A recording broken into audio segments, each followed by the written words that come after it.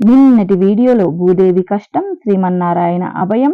ఈ రోజు వీడియోలో పోదులూరు వీరబ్రహ్మేంద్ర స్వామి జననం గురించి లోకోద్ధారణ కోసం శ్రీహరి శ్రీ వీరబ్రహ్మేంద్ర స్వామిగా అవతరిస్తున్నట్లు తెలుపుటకు నిదర్శనంగా తూర్పు దిక్కున ఒక గొప్ప నక్షత్రం ఉదయించింది. ఆ నక్షత్రాన్ని గమనించిన ప్రజలు భీతి చెంది లోకనాశనం అప్పుడే ఇలాంటి నక్షత్రాలు సంభవిస్తాయని భావించారు. ఆ నక్షత్రాన్ని చూసి జన్మిస్తున్నది మహాపురుషుడని పండితుల నమ్మకం. ఆ నమ్మకంతోనే పూజలు, యజ్ఞాలు, హోమాలు జరిపిస్తున్నారు. అందరి ప్రార్థనల కారణంగా ఒక రాత్రి ప్రకృతాంబకు స్వప్నం నందు దర్శనమిచ్చాడు కాశీ విశ్వనాథుడు. అంతలోనే కాశీ విశ్వనాథుడు అంతర్ధానమై ఆ ప్లేస్ లో మహావిష్ణువు దర్శనమిచ్చాడు. పరమపావని, నీ ప్రార్థన ఆలకించాను, నీకు పుత్ర సంతానాన్ని అనుగ్రహిస్తాను. శ్రీమన్నారాయణైన నేను దుష్ట శిక్షణ, శిష్ట రక్షణను గావించి నీ గర్భంన జన్మిస్తున్నాను అని ఒక్క విషయము, నీకు పుత్రుడు జన్మించగానే నీ భర్త తనువు చాలిస్తాడు అని వరముని ఇచ్చి శ్రీహరి అంతర్ధానమయ్యాడు.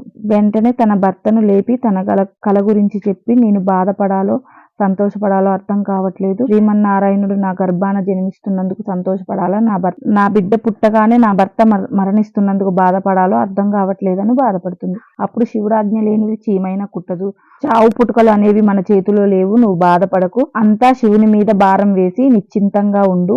శ్రీమన్నారాయణుడు మన గర్భాన జన్మిస్తే మన జన్మ ధన్యమైపోతుంది అని చెప్పి భార్యను ఓదారుస్తాడు. కొన్ని నెలల తర్వాత ఒక సుదర్శన చక్రము పున్నమి వెలుగుతో ప్రకృతాంబ గర్భంలో ప్రవేశించింది. నెలలు నిండాయి. ఆ రోజు రానే వచ్చింది. పరిపూర్ణాచార్యులు ధ్యానంలో ఉన్నారు. ప్రకృతాంబకు నొప్పులు వస్తున్నాయి. ప్రకృతాంబ మహా తేజస్సు కలిగిన బిడ్డకు జన్మనిచ్చింది. శివ ధ్యానంలో ఉన్న పరిపూర్ణాచార్యులు శివునిలో ఐక్యమైపోయారు. శ్రీ మహావిష్ణువుని బిడ్డగా పొందిన ఆ తల్లి సంతోషపడాలో, భర్త తనువు చాలించినందుకు బాధపడాలో అర్థం కాక ఆ తల్లి గుండె రాయి చేసి, నేను నా భర్తతో పాటే సతీ సహగమనం చెయ్యాలి, ఇప్పుడు ఈ పొత్తిల్లో బిడ్డని ఎలా అనే ఆలోచనలో పడింది. అంతలోనే అత్రి మహర్షి అక్కడికి వచ్చి, తల్లి, ఈ బిడ్డ బాధ్యత నాది, నీ బాధ్యతను నువ్వు నిర్వహించు అని చెప్పాడు. ఆ తల్లి సంతోషంగా తన భర్తతో పాటు తను వెళ్ళిపోయింది.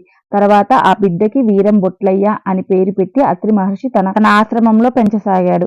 రేపు మన పోతులూరు వీరబ్రహ్మేంద్ర స్వామి బాల్యం గురించి తెలుసుకుందాం. నా వీడియో కనుక మీకు నచ్చితే లైక్ చేయండి, షేర్ చేయండి, కామెంట్ పెట్టండి. ప్లీజ్ సబ్స్క్రైబ్ చేయొచ్చు కదా.